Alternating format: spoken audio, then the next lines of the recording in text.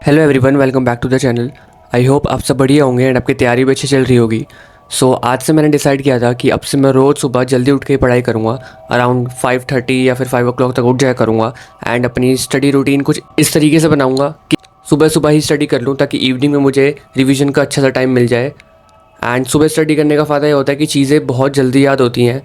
पहले भी मैं जब सुबह स्टडी करता था तो मुझे चीज़ें ज़्यादा इफेक्टिवली याद होती थी अगर कंपेयर करें कि इवनिंग के टाइम में। एंड मैं स्टार्ट करता हूँ इंग्लिश वोकैबलरी से। एंड मैंने टारगेट सेट किया था कि 30 जुलाई से पहले पहले अपनी इंग्लिश वोकैब पूरी फिनिश कर दूँगा, लाइक ब्लैक बुक जो है पूरी फिनिश कर दूँगा। एंड अभी मैंने one word substitution, idiom phrases, synonym, antonym इन सबको कंप्लीट कर लिया है। अब जो मेरी सिर्फ 500 स्पेलिंग्स रहती है एंड वो मोस्ट प्रोबेबली में आज मैं कंप्लीट कर लूँगा।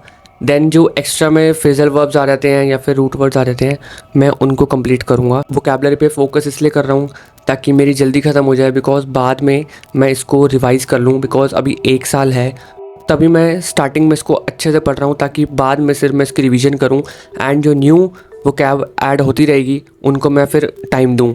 और मुझे फिर ग्रामर भी करनी है तो उसके लिए भी मुझे काफ़ी ज़्यादा टाइम चाहिए होगा।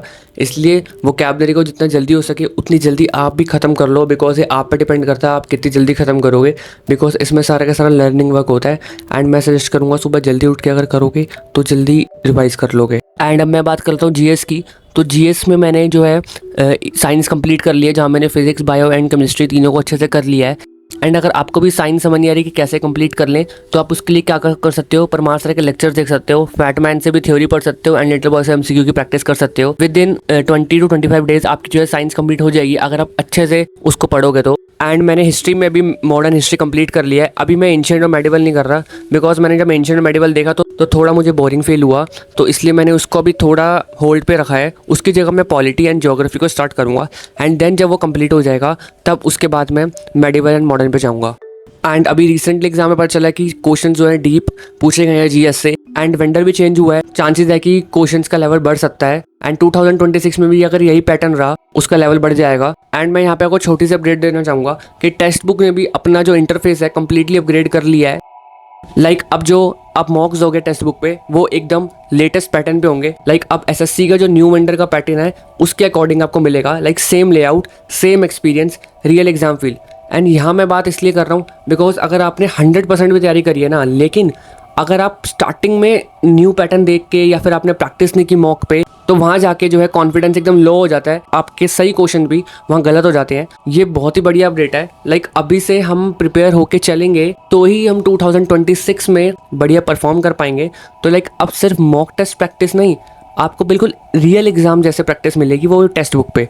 और अभी चल रही है बिग मॉनसून सेल, अगर आप मेरा कूपन कोड यूज़ करोगे STCOS तो आपको 12% का इंस्टेंट डिस्काउंट भी मिल जाएगा। तो लिंक जो है मैंने डिस्क्रिप्शन में दे दिया है, वहाँ से जाके आप चेकआउट कर सकते हो।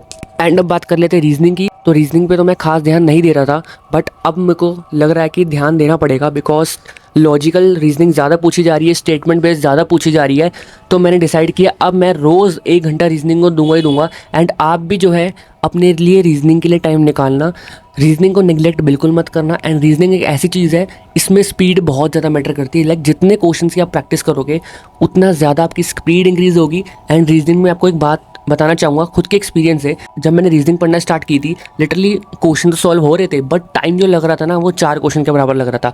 एंड रीजनिंग ही एक इकलौता ऐसा सब्जेक्ट है कि आप आंखों से देख के जो है आंसर निकाल लोगे, पेन पेपर यूज़ करने की जरूरत ही नहीं पड़ेगी। तो रीजनिंग में आपको ऐसी पकड़ बना लेनी है, आपने स्क्रीन पे देखा एंड आपने माइंड में उसका आंसर फाइंड कर लिया। एंड ये सेम चीज़ मैथ्स के लिए भी अप्लाई होती है। आप में से लोग कमेंट करते हैं कि मैथ्स हमारा बहुत वीक है, एंड मैथ्स एक ऐसा सब्जेक्ट है जो काफ़ी मैक्सिमम स्टूडेंट्स का जो है वीक होता है। बट अगर आप फाउंडेशन से पढ़ोगे यानी बेसिक से एडवांस पढ़ोगे तो आपकी मैथ्स की सारी प्रॉब्लम सॉल्व हो जाएंगी।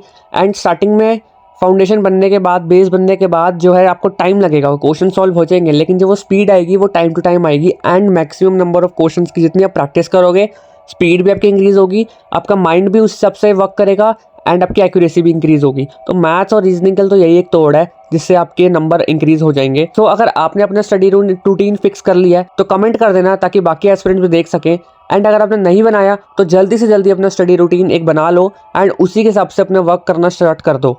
तो मिलते हैं नेक्स्ट वीडियो में, तब तक के लिए अपना ध्यान रखना एंड तैयारी करते रहना।